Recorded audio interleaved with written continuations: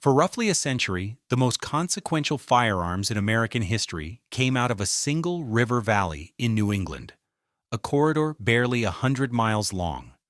The revolver that armed the Union cavalry was made there. So was the repeating rifle that a generation called the gun that won the West, and the service rifle that American soldiers carried up the beaches of 2 world wars. At its height, this narrow stretch of Connecticut and Massachusetts held the greatest concentration of precision manufacturing on Earth, and the men who worked its machines did not merely arm a nation. They taught the world how to build almost everything. Today, most of those works stand empty. The armories are museums, parking lots, and shuttered brick, and the most American names ever stamped on a gun are owned, in some cases, by foreign companies an ocean away. The distance between those two facts is one of the stranger stories in the history of American industry, and it begins, as these things often do, with water. Not a metaphor, an actual river, the Connecticut, falling fast enough over a stretch of rock to turn a wheel, in a place a young republic chose, almost by accident, to make its weapons. From that decision, an empire of iron and ingenuity would rise. And from that same valley in time, it would quietly disappear. The Connecticut is the longest river in New England, some 400 miles from the Canadian border to Long Island Sound. And for most of that distance, it is a calm and navigable thing.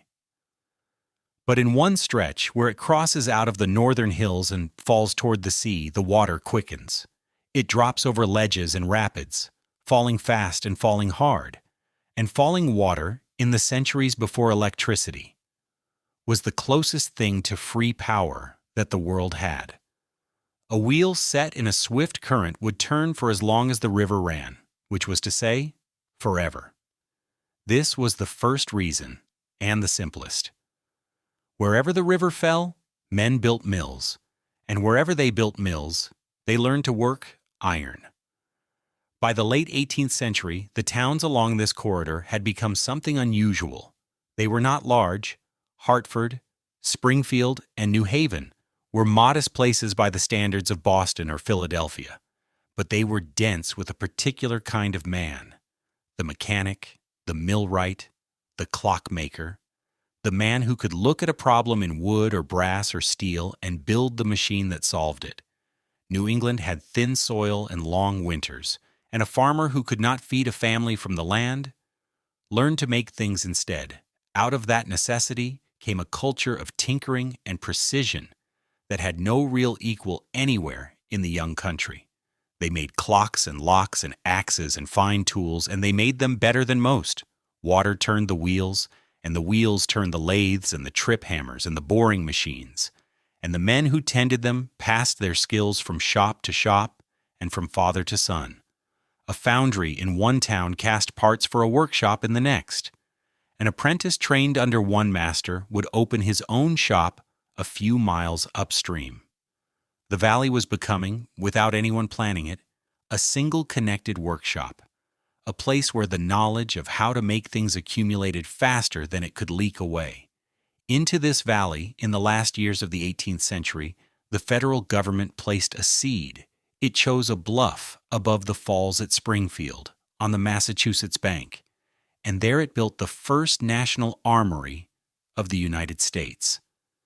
The decision would shape everything that followed, for the armory did not merely make muskets, it became a school, a laboratory, and a standard, and the men it trained would carry what they learned out into the towns around it. From that seed, 4 names would grow, and each would become a power in its own right. At Springfield itself, the National Armory would refine the very idea of how a weapon should be made. Downriver at Hartford, a showman named Samuel Colt would build the largest private armory on Earth and stamp his name on the revolver. At New Haven, Oliver Winchester would take a failing rifle company and turn it into the maker of the repeater that a generation would call the gun that won the West.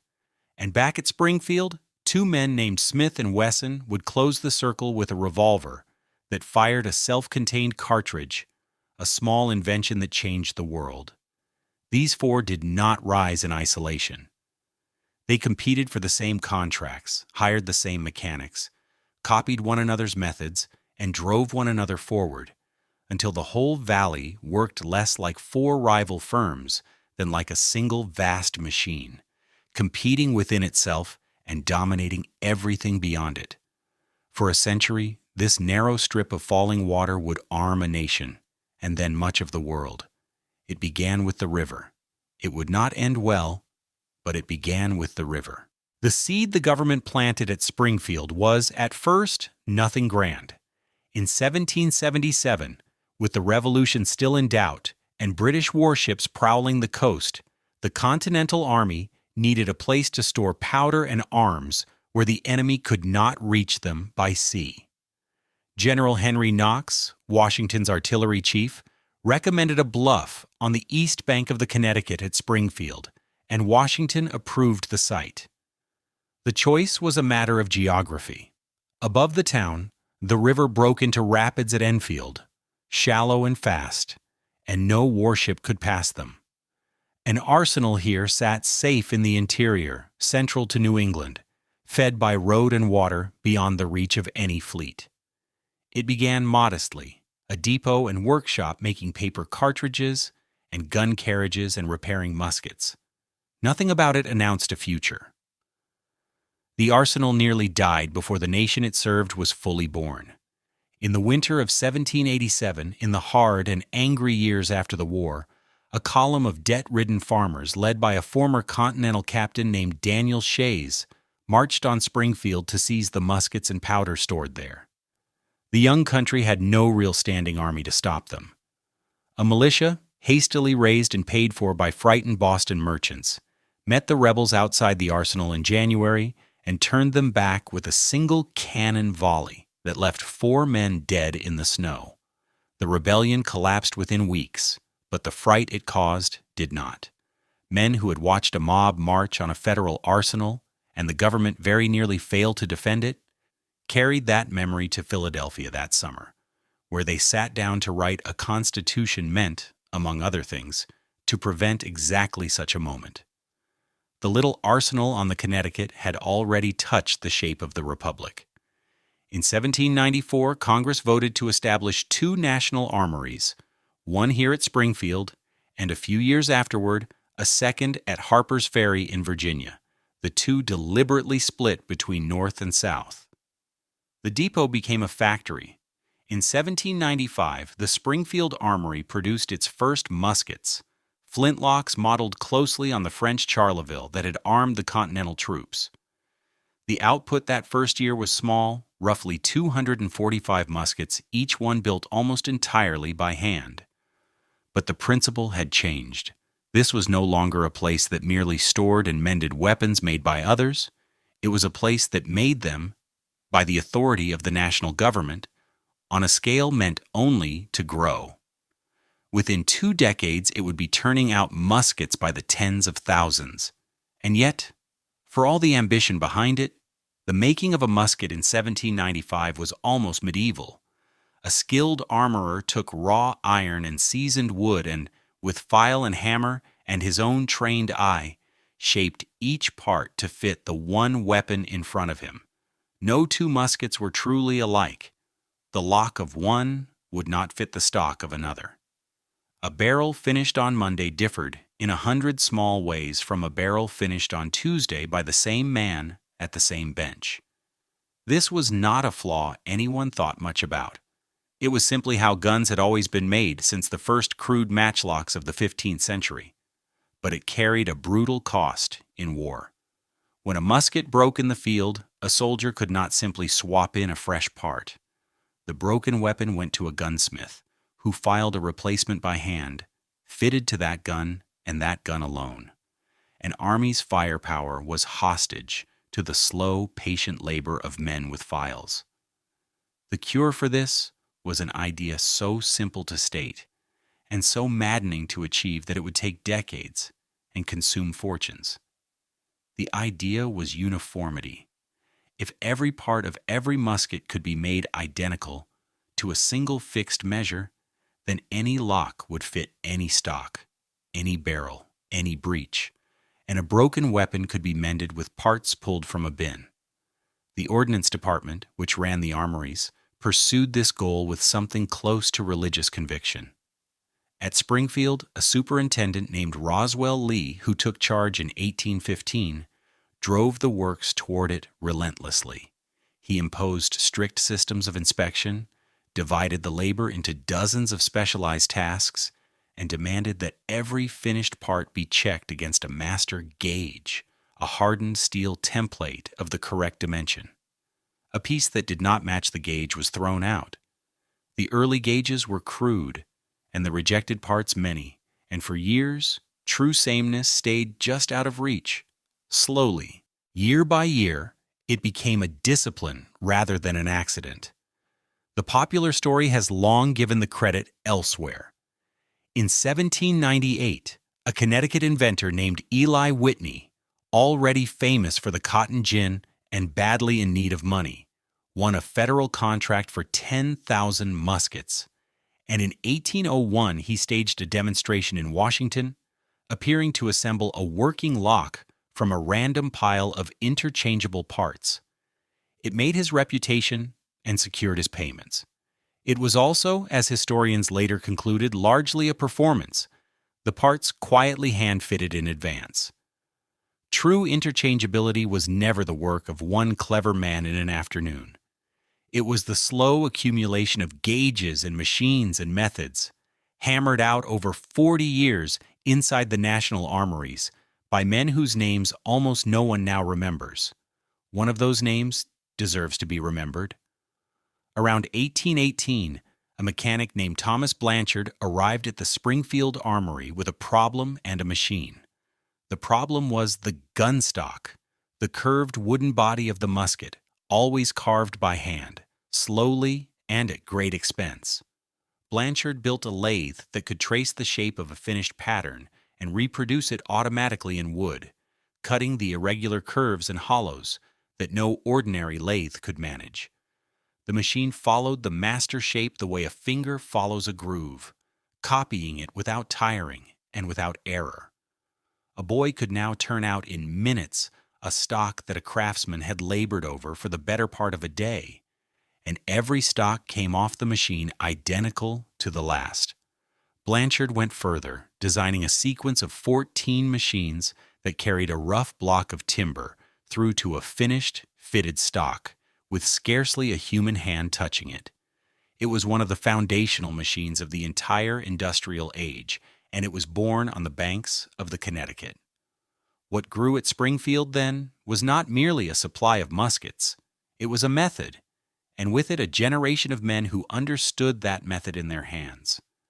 The armory had become a school in everything but name. The machinists who learned precision there, who learned to work to a gauge and to build the machines that built the parts, did not stay forever. They left to open their own shops and take positions in private factories, carrying the gospel of interchangeable manufacture out into the towns along the river and far beyond. The world began to notice. At the Great Exhibition in London in 1851, beneath the glass of the Crystal Palace, American machine-made goods stood out sharply against the handcraft of Europe, and the British took alarm. 3 years later, they sent a commission across the Atlantic to learn how it was done. Picture those English gentlemen on the armory floor in 1854, walking the machines in their dark coats. A Blanchard lathe peels the curve of a gun stock from a rough block of walnut with no craftsman's hand to guide it. An inspector lifts a finished lock part to a steel gauge and tosses it into a bin when it does not match.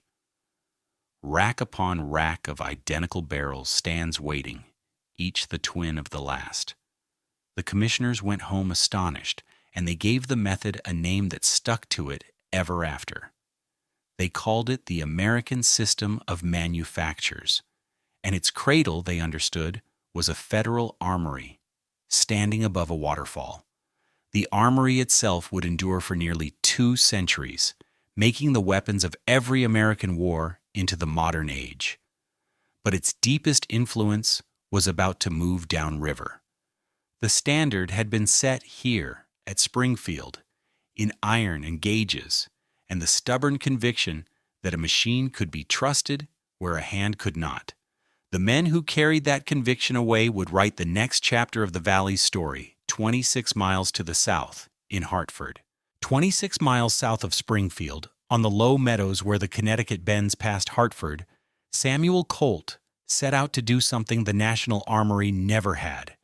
He meant to make guns the way the Armory made them, to a fixed standard, by machine, with parts that fit one another without filing, and to do it for private profit at a scale no commercial gun maker had ever reached. The story of how Colt himself rose and fell has been told at length elsewhere. What matters here is what his ambition did to the valley around him. He took the method the Federal Armory had spent 40 years perfecting and turned it loose in private hands, setting a mark from which every other maker in the valley would be forced to measure itself. His revolver was genuinely new. In 1836, Colt secured an American patent for a pistol with a revolving cylinder, a weapon that could fire 5 or 6 times before reloading, in an age when every other firearm fired once and fell silent. He built his first factory at Paterson, in New Jersey, beyond the valley entirely. It failed. The guns were delicate, the Army uninterested, and by 1842 the company was bankrupt and Colt out of the gun business. The idea might have died there. What saved it was a war. In 1847, with fighting underway against Mexico, a Texas Ranger captain named Samuel Walker, who had carried the Paterson revolvers on the frontier and wanted heavier ones, helped Colt win a government order for 1,000 pistols. Colt had no factory left to build them, so he turned to the valley, subcontracting the work to Eli Whitney's armory at Whitneyville, near New Haven, the very establishment that traced back to the cotton gin inventor. The valley made Colt's comeback for him. With the profits and fame that followed, Colt came home to Hartford to build something permanent. In 1855, he opened, on reclaimed land along the South Meadows, the Colt's Patent Firearms Manufacturing Company. It was the largest private armory in the world. Its long brownstone buildings ran along the water, and over the main works rose a blue onion dome, an absurd and magnificent thing, studded with gold stars and topped by a rampant Colt. Nothing else in American industry looked remotely like it. The dome could be seen for miles, and it was meant to be. It announced that the men of the valley no longer merely supplied the government from a quiet federal yard. One of their own had built a private empire of arms grand enough to rival the armory that bore the nation's name. What made the armory matter was not the dome, but the machines beneath it. To build them, Colt hired a mechanic named Elisha King Root, paid a salary said to be the highest earned by any mechanic in America. Root was the true genius of the place. He filled the works with precision machine tools of his own design, drop hammers that forged parts to shape, jigs and gauges that held every cut to the same fixed measure. A revolver leaving the Hartford works was assembled from parts that were, to a degree few factories on earth could match, simply interchangeable. Visitors came from Europe to study it. The armory was not just a place that made guns. It was a demonstration in iron and steam of how anything made of metal might be manufactured, and the lesson did not stay locked inside its walls. Colt understood something beyond machinery too. He understood spectacle. He had his finest revolvers engraved and gold inlaid, and gave them as gifts to kings, sultans, czars, and generals, knowing a pistol in a monarch's hand was worth more than any advertisement. He pressed the idea that an armed man was a free man, and that every man therefore ought to own a Colt. It was salesmanship of a very modern kind, and it worked. By his death, his name had become, around much of the world, another word for the revolver itself, and his rivals felt it. Down the river and across the state line, The other makers could not ignore what stood on the Hartford meadows. His prices, his output, his precision set the terms of the trade. To compete for the same military contracts and the same civilian market, a gunmaker now had to match the Hartford standard or fall behind it. The valley sharpened itself against him. Mechanics trained in his shops carried his methods elsewhere. This was the strange engine of the place. Each maker pushed the others, and the competition that might have torn an ordinary industry apart drove the whole valley upward together. Colt did not live to see how far it would go. He drove himself as hard as his machines, and his health broke under it. On the 10th of January, 1862, with the Civil War only months old and his armory running day and night to arm the Union, Samuel Colt died in Hartford. He was 47 years old. He left one of the largest fortunes in America and a factory that seemed built to outlast any man. Then, 2 years later, the building itself was struck. Just after 8 on the morning of the 4th of February, 1864, a steam whistle began to scream over the south end of Hartford. Workers had found smoke in the attic of the East Armory and dragged a hose up to fight it. But when they opened the valve, no water came. The reserves stood empty, a detail that would later lead some to suspect a Confederate hand. By 9 o'clock, the fire had reached the roof, and the blue dome, with its gilded Colt, crashed down through the burning building. 900 men were thrown out of work, one of them dead. The damage near $2 million against $600,000 in insurance. The greatest private armory in the world lay half in ruins. Its founder 2 years dead, in the middle of the bloodiest war the nation had ever fought. It was rebuilt. Colt's widow, Elizabeth, refused to let the works die, and within 3 years the armory rose again on the meadows, larger than before, the blue dome restored above it with a new rampant Colt on top. The factory would go on making arms in Hartford for another century and more. But something in the story had shifted. The man was gone. The original works had burned, and the empire now ran on his name rather than his hand. The dome that was meant to stand forever had already fallen once and been raised again, and a thing that can burn a second time. The next challenge to the valley's order would not come from a better revolver. Colt had perfected the pistol that fired 6 times. 20 miles down the river at New Haven, other men were already at work on a question the revolver could not answer. They were building a rifle that could fire, and fire, and fire again, a dozen rounds without pause. And the man who would make it pay had only just bought his way into the trade. The man who would answer the rifle question was not an inventor at all. Oliver Winchester was a shirt maker. Born in Boston in 1810 to a family of little means, he had built a comfortable fortune manufacturing men's dress shirts, and he knew next to nothing about firearms when, in the 1850s, he began buying up stock in a struggling New Haven concern called the Volcanic Repeating Arms Company. The company made a clever repeating pistol that fed cartridges from a tube, and it was failing badly. Winchester saw past the failing product to the principle beneath it, the idea of a gun that could fire many times from a magazine, and he believed that principle was worth more than the men running it understood. When the company collapsed, he bought its remains, reorganized them, and in time put his own name on the door. He could not design a rifle, but he could find the man who would. That man was Benjamin Tyler Henry, the shop superintendent, a gifted mechanic who took the flawed volcanic design and made it work. Henry's key stroke was the cartridge, a self-contained metallic round, copper-cased, carrying its own primer and powder and ball, far more powerful and reliable than the feeble volcanic load. Around it, he built a rifle with a tubular magazine under the barrel, holding 15 rounds, and a lever behind the trigger that, with a single downward stroke and back, ejected the spent case, cocked the hammer, and fed a fresh cartridge into the chamber. The Henry rifle, patented in 1860, could put 15 shots downrange in under half a minute, at a time when a soldier with a muzzle-loading musket managed perhaps 3. A Confederate officer would later curse it as that damned Yankee rifle you loaded on Sunday and fired all week. The Civil War made the Valley's fortune, as it broke so much else.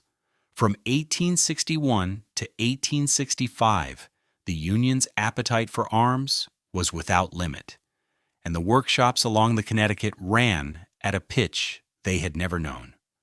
Springfield Armory poured out its rifled muskets by the hundreds of thousands, nearly 800,000 over the war years, the standard infantry arm of the Union. Colt's Hartford works ran day and night turning out revolvers until the very night they burned. And the new repeaters told a stranger story. The Army's chief of ordnance, General James Ripley, distrusted them on principle, certain that a soldier handed a repeater would only waste ammunition and overburden the supply trains, and he refused to buy them in quantity. The Henry was never adopted as a standard arm. A rival repeater, the Spencer, which fed 7 rounds from a tube in the butt, fared better, especially after President Lincoln test-fired one himself on the grounds near the White House, and it saw hard service with the Union cavalry. The Henry, bought privately by soldiers who wanted every edge they could carry into a fight, earned a reputation far out of proportion to its numbers. The Valley that had spent decades learning to make arms with machines now made them for a nation tearing itself apart, and the demand pressed its factories and its methods harder than any peacetime market ever could. When the war ended, Winchester reorganized once more. In 1866, he renamed the firm the Winchester Repeating Arms Company, and that same year his engineers improved the Henry into something better still. The new rifle, the model 1866, added a wooden forestock that spared the shooter's hand from the hot barrel, and a loading gate set into the side of the receiver, so a man could top up the magazine without taking the weapon from his shoulder. Its brass receiver gave it a warm, yellow gleam, and on the plains and in the territories, it earned the name Yellow Boy. It was rugged, fast, and reliable, and it sold across the American West and far beyond it, to armies and frontiersmen and anyone who valued the difference between one shot and many. Then came the rifle that carried the name into legend. In 1873, Winchester introduced a model built around a stronger steel frame and a new, more powerful centerfire cartridge, the .44-40. The model 1873 was the right gun at the right moment, as the railroads pushed west and the frontier filled with settlers, soldiers, ranchers, lawmen, and outlaws, all of whom wanted a dependable repeater. It sold in the hundreds of thousands. It became so common a fixture of Western life that it passed into folklore as the gun that won the West, a piece of advertising shorthand that outlived everyone who coined it. Winchester even chambered it for the same .44-40 cartridge used in Colt's single-action Army revolver, so that a man on the frontier could carry rifle and pistol and feed both from a single box of ammunition. The two great Valley makers, rivals in every other respect, had between them armed the West with interchangeable rounds. Winchester would keep the model 1873 in production for nearly half a century, more than 700,000 in all, and the company's fortune came to rest not on government contracts, which the Ordnance Department still withheld, but on the civilian market, the frontier, and a long list of foreign armies that bought what the United States Army would not. The fortune this produced was immense, and like the Colt fortune before it, it cast a long and strange shadow. Oliver Winchester died in 1880, and within a few years, his son William, the heir to the company, died as well, of tuberculosis. William's widow, Sarah, inherited a vast share of the firm and an income of thousands of dollars a day, an almost unimaginable sum for the era, And Sarah Winchester, the story goes, came to believe that the family fortune was cursed, haunted by the spirits of all those killed by the rifle that bore her name. She moved west to California and there began to build. For decades, without pause, she added room upon room to a sprawling mansion, staircases that climbed into ceilings, doors that opened onto blank walls, a labyrinth with no plan and no end, raised, it was said, to confuse the ghosts the rifles had made. Whatever the truth of her reasons, the legend captured something real. The Valley's guns had made enormous wealth, and that wealth was inseparable from the work the guns had done in the world. By the 1870s, then, the great quartet stood nearly complete. Springfield had set the standard and armed the Union infantry. Colt had built the private armory and made the revolver his own. Winchester had given the world the repeating rifle and the legend that came with it. 3 of the 4 corners were in place, 3 rivals along 60 miles of river, each driving the others to greater speed and precision. But there was a 4th corner, back upstream at Springfield. Colt's revolvers, for all their fame, still loaded the slow old way, with loose powder and ball pressed into each chamber by hand. The future belonged to the self-contained cartridge, and 2 men in Springfield were about to marry it to the revolver. The 2 men who closed the square were Horace Smith and Daniel Baird Wesson, both trained inside the Valley's own workshops. Smith had spent years at the Springfield Armory. Wesson came from a family of New England gun makers. They had been partners once before, in the very volcanic venture Oliver Winchester later took over. And when that effort slipped from their hands, they did not abandon the trade. They turned instead to the one problem no American maker had truly solved. The revolver existed. The metallic cartridge existed. No one had married the two. In 1856, partnered again and set up in a modest shop in Springfield, Smith and Wesson began to build a revolver designed from the start to fire a fully self-contained cartridge, loaded not from the front of the cylinder, the slow old way, but from the rear. It was a small idea with enormous consequences. The thing standing between them and the future was a patent. A former Colt employee named Rollin White held one covering a revolver cylinder bored straight through end to end, precisely what a breech-loading cartridge revolver required.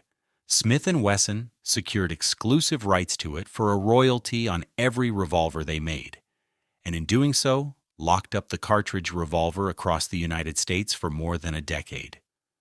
Their first product, the Little Model 1 of 1857, fired only a modest 22 rimfire round, hardly a weapon of war. But it loaded in seconds from the breech with metal cartridges a man could carry loose in his pocket, and it pointed unmistakably at what was coming. When the Civil War broke out, the firm could scarcely make revolvers fast enough. Soldiers bought them by the thousand, the small Model 1 and the larger Model 2 that followed, wanting a sidearm that did not demand loose powder, ball, and percussion cap before every shot. That single patent reshaped the balance of the whole valley. Colt, the acknowledged master of the percussion revolver, was barred by Rollin White's claim from building a proper cartridge revolver of its own until the protection finally expired in 1869. For more than 10 years, a firm in Springfield owned the future of the American handgun, while the most famous name in the trade was forced to stand and wait. When the patent at last lapsed, Smith & Wesson pressed their advantage hard. They brought out a powerful new design, the .44 caliber Model 3 American, which broke open at the top and ejected all its spent cases at once, and the United States Army adopted a version of it, the first cartridge revolver in its service. Then came the order that nearly swallowed the company whole. The Russian imperial government, impressed by the design, ordered the revolver in quantity through a string of contracts, and Smith & Wesson built roughly 130,000 of them, a flood of work that consumed most of the factory's output through the 1870s and sent the valley's revolvers into the hands of the Tsar's cavalry. The fourth corner of the valley was not merely occupied. It was a power in its own right, shipping revolvers to armies and governments across the world. Yet the contract that made the company nearly broke it. The Russians set their own engineers to studying the design, then had copies turned out at the Tula Arsenal and by Ludwig Loewe in Berlin. And once they could make the gun themselves, they canceled orders for revolvers Smith & Wesson had already built and dragged their feet on paying for those delivered. The firm that had armed the Tsar was left badly overextended. Worse, while its strength was poured into Russia, the American market lay half open, and Colt, free at last of the white patent, stepped through the gap with its single-action revolver and took the frontier trade that Smith & Wesson might have held. Even in triumph, the Valley's makers were forever trading the lead among themselves, and so by the 1870s, the square was complete, and the Valley had become something stranger than four companies sharing a river. Picture the 60 miles of it. At Springfield, the National Armory set the standard for the service rifle and trained the mechanics, while Smith & Wesson, in the same city, owned the cartridge revolver outright. At Hartford, Colt ran the largest private armory on Earth and, once the white patent fell, fought its way back into the handgun trade it had once ruled. At New Haven, Winchester made the repeating rifle that the whole world wanted. They competed, without mercy, sued one another, undercut one another, lured away one another's best men. Yet a single machinist might begin his career at Colt in his 20s, move to Winchester in his 30s, and finish at Smith & Wesson, carrying the Valley's hard-won knowledge across all three. The rivalry did not pull the Valley apart. It pressed it tighter together. The whole corridor had begun to work as a single organism, sharpening itself from within and dominating the trade beyond its banks. A faster way to rifle a barrel, devised in Hartford, would be running in New Haven before the patent ink had dried. What spilled out of that organism would reshape far more than the gun trade. The methods perfected to make firearms, the precision machine tools, the gauges, the jigs, the insistence on interchangeable parts turned out to be the methods for making nearly anything of metal. The men who mastered them did not confine themselves to weapons. Two mechanics from the Colt Works, Francis Pratt and Amos Whitney, left to found their own firm in Hartford in 1860, and Pratt and Whitney grew into one of the foremost machine tool makers in the world, building the machines that other factories used to build their goods. The diffusion could be traced street by street. In Hartford, the Weed Sewing Machine Company turned out sewing machines on armory principles, and in the same works Albert Pope began building Columbia bicycles by the same methods, feeding the great bicycle craze. From bicycles, Pope moved to the automobile, and the Pope Hartford and Columbia motor cars rolled out of the very city Colt had built. Sewing machines, typewriters, bicycles, locks, clocks, and finally cars. All of it carried the fingerprints of the gun valley. The American system, born in the valley's armories, quietly became the American way of making things, the foundation beneath the country's whole industrial rise. When the automakers of Detroit later set out to build cars by the million, the methods they reached for, interchangeable parts and specialized machines, were the ones the gun valley had worked out first on muskets and revolvers decades before. The valley had armed a nation. Almost as an afterthought, it had taught that nation how to manufacture its entire material world. For a long generation, this engine only gathered speed. The four makers prospered, the machine shops multiplied, and the towns along the Connecticut filled with men who could work steel to a fineness found almost nowhere else. Each guarded its own patents and chased its own contracts, yet each depended, without quite admitting it, on a dense web of suppliers, foundries, tool makers, and trained hands that no single firm had built or could own. It was an ecosystem more than an industry, rooted in the river and grown over 3 generations. And it had not yet reached its height. The century turning over the valley would summon it to a scale its founders could never have imagined, when the whole world went to war and came looking, twice, for guns. Soon the orders would come not by the 1,000, but by the 1,000,000. The corridor of falling water was about to be asked for everything it could give. The new century did not slow the valley. It accelerated it, and then it called the valley to a scale its founders could never have pictured. The age of the world wars was coming, and when it arrived, it would reveal exactly how much the corridor of falling water had become capable of giving. The first test came in 1917, when the United States entered the Great War in Europe.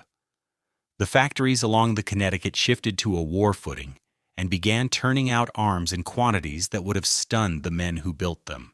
Springfield Armory's bolt-action rifle, the Model 1903, was the standard arm of the American infantry, and it armed the soldiers who sailed for France, a weapon so well made that it would remain in service in one role or another for half a century. Winchester and the other makers took government contracts and ran their lines without pause. Demand outstripped even the valley's vast capacity, so much so that American factories took up the production of British and other Allied designs simply to fill the need. So short, in fact, les chantiers surchefs was the supply of the Model 1903, that most of the American soldiers who reached the front carried a different rifle altogether, the Model 1917, an adaptation of a British design that Winchester and a handful of other plants turned out by the hundreds of thousands, until it, and not the Springfield, became the most common rifle in American hands. The Valley armed not only its own nation's soldiers, but in part the armies fighting beside them. When the war ended in 1918, the line slowed, but the lesson held. In a modern industrial war, the side that could manufacture arms fastest held an advantage that courage alone could not overcome, and few places on earth could manufacture arms like this narrow valley on the Connecticut. Between the wars, in the quiet of the 1920s and 1930s, the valley produced what may stand as its single greatest weapon. At the Springfield Armory, a Canadian-born engineer named John Cantius Garand worked, year after patient year, on a problem that had defeated gunmakers for decades, a reliable self-loading rifle fit for an ordinary infantryman. Garand was a tool maker of rare gifts, and he was paid a government salary so modest that he never earned a single dollar in royalties on the millions of rifles his design would produce. The path to adoption was not smooth. Garand had first built the rifle around a lighter cartridge, but the Army Chief of Staff, General Douglas MacArthur, intervened in 1932 to insist that it keep the existing .30 caliber round, so that the mountains of ammunition already stockpiled would not be wasted. Garand reworked the design accordingly. After nearly 2 decades of refinement, his rifle was adopted in 1936 as the standard arm of the United States Army, the first semi-automatic rifle ever issued as standard by any major power. The M1 Garand loaded an 8-round clip and fired a shot with every pull of the trigger, with no bolt to work by hand between rounds, at a moment when most of the world's soldiers still carried manually operated rifles. It gave the American infantrymen a rate of fire that no other army could match. When the Second World War came, the Valley reached the absolute summit of its long climb. The Springfield Armory and its contractors made the M1 Garand by the millions. Winchester turned out the Garand and the lighter M1 carbine in vast numbers. Before the war was over, more than 4 million Garands had been built, and the little carbine, a Winchester design, became the most heavily produced American small arm of the entire war, some 6 million of them rolling out of the nation's factories. Colt and Smith and Wesson poured out the pistols and revolvers that armed officers, airmen, and military police across every theater of the war. The factories ran around the clock, 3 shifts in a day, and employed tens of thousands of men and women along the Connecticut, many of them women who took the factory floors as the men went off to fight, working lathes and gauges their fathers had worked before them. General George Patton, never a man given to understatement, called the M1 Garand the greatest battle implement ever devised. American soldiers carried the Valley's rifle ashore at Normandy, across the islands of the Pacific, through the hedgerows of France, and into the heart of Germany itself. Stand back and consider the whole arc of it. The corridor that had begun a century and a half earlier, with a few 100 muskets shaped by hand on a bluff above a waterfall, now equipped the largest military effort in the history of the Republic, fighting on 2 oceans at once.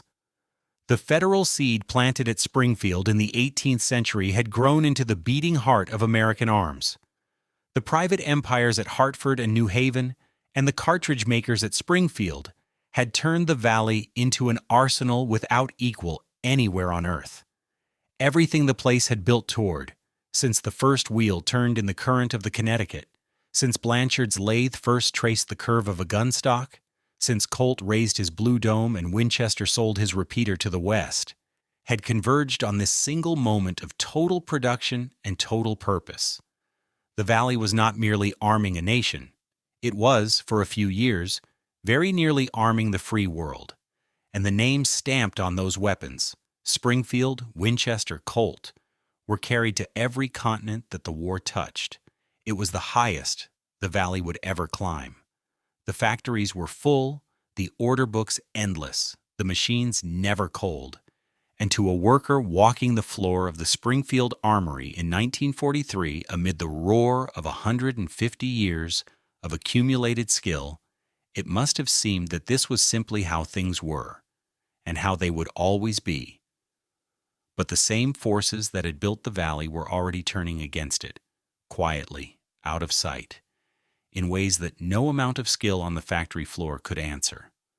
The war that marked the summit would also, before long, come to mark the quiet beginning of the end. From this peak, though almost no one living through it could have seen the road ahead, the only direction left to the valley was down. The forces that undid the valley were not dramatic. There was no single catastrophe, no fire, no crash, only the slow turning of the world in a direction the valley could not follow. The war that had been its summit had also remade the business of arms, and the new shape of that business had no special place for a corridor of 19th century brick on a New England river. The first and heaviest blow fell on the institution that had begun it all. After the Second World War, the United States no longer made its weapons the way it had for a century and a half. The age of the federal arsenal, of government armories turning out government rifles, was giving way to an age of private defense contractors, of jet aircraft and guided missiles and electronics, in which a single government rifle factory looked like a relic of another century. In the early 1960s, the Pentagon under Secretary of Defense Robert McNamara, devoted to efficiency and consolidation, decided that the national armories had outlived their purpose. The order came down, and on the long bluff above the Connecticut, where Washington had placed an arsenal in 1777, the Springfield Armory ceased production in 1968, after 174 years. The new standard rifle of the American soldier, the M16, was not even a child of the Valley. It had been designed in California, and it was built under contract by Colt in Hartford, from a pattern that owed nothing to the method Springfield had spent 2 centuries perfecting. The Armory's own last rifle, the M14, had been in service only a few years before it was set aside for the new weapon from the West. The federal seed, the thing from which the whole valley had grown, was simply switched off. What followed was a cascade, the rise running backward, the lights going out one corner at a time. The cities went first and went together. Springfield, Hartford, New Haven, and Bridgeport had been among the wealthiest manufacturing cities in America, and across the post-war decades they hollowed out in the way so many northern industrial cities did as factories closed or moved south, as the people who could leave left for the suburbs, and as the dense web of skilled trades that had taken 3 generations to build came quietly apart. The machine shops shut their doors. The foundries went cold. Hartford, which had once held more wealth per resident than almost any city in the country, slid over the following decades toward the opposite extreme until it ranked among the poorest cities of its size in the nation. Bridgeport, a manufacturing powerhouse of 150,000 at mid-century, followed the same long descent, and so did the others. The men who could hold a cut to 1,000th of an inch grew old, and there were fewer young ones to take their place, because there was less and less for them to make. Then the great names began to fall. Winchester, the maker of the rifle that won the West, had passed through a long series of owners since the family's day. Absorbed for a time into the Olin chemical empire, and then sold off to its own managers as the United States Repeating Arms Company. By the 1980s, its New Haven works were struggling against foreign competition, rising costs, and the slow bleeding away of the skilled labor the valley had once produced without effort. The company changed hands again and went bankrupt, and limped on under new arrangements, but the end came at last in 2006, when the original Winchester factory in New Haven, which had been making rifles and shotguns on the same ground since the 1860s, closed its doors for good. After nearly 140 years, gun-making in New Haven was finished. The Winchester name did not die. It was licensed out, stamped now on firearms made elsewhere, and in some cases abroad, the brand outliving the place that had once made it mean something. Colt's fall was slower and more bitter. The most famous name in American arms staggered through the closing decades of the century, hobbled by a long and brutal strike that ran from 1986 into the 1990s, by the loss of military contracts, and by the same pressures that were grinding down every maker in the valley. The strike was among the longest in modern American history, and it left the company so weakened that the state of Connecticut itself, through its pension fund, stepped in with money to keep the famous works from collapsing entirely. It filed for bankruptcy in 1992. It survived, reorganized under new owners, and filed again in 2015. And then in 2021 came the final turn of the wheel, the one that would have been unimaginable to Samuel Colt, and to the men who raised the blue dome on the Hartford meadows. Colt was bought by a Czech company, Česká zbrojovka, a firearms group from Central Europe. The most American of all the gun names, the word that for a century had been a synonym for the American revolver, now belonged to owners an ocean away. Even Smith Wesson, the survivor of the 4, did not stay untouched, and did not stay. For more than a decade, beginning in 1987, the company that had armed the Tsar's cavalry was itself owned by a British conglomerate before it returned to American hands. And in the end, the politics of its home state turned against the trade that had built it. In 2021, citing new restrictions on the kinds of firearms it could make in Massachusetts, Smith & Wesson announced that it would move its headquarters out of the state, to Tennessee, leaving Springfield, the city of its birth, after more than 160 years. The company that had been born in the valley and had outlasted every rival within it chose at last to leave it. The last of the 4 corners pulled up its roots and went south, and so the square that had taken a century to complete came apart corner by corner in a little over a single lifetime. The Federal Armory switched off, Winchester's New Haven shuttered, Colt sold abroad, Smith & Wesson gone south. The organism that had worked as one machine, that had armed a nation through 2 world wars and taught the world how to mass produce, was taken apart almost without anyone marking the moment it happened. It had taken the better part of a century to raise the 4 great corners of the valley, and it took barely 50 years to bring them down. There was no headline that read, "The valley is finished." There was no last day. It simply became, year by year and closure by closure, a place that had once made guns. Stand today on the banks of the Connecticut, in the cities where all this happened, and the evidence is everywhere and almost invisible at once. The river still falls over the same ledges it fell over 2 centuries ago, fast and indifferent, turning nothing now, driving no lathe. It runs past the old works as though it never had anything to do with them.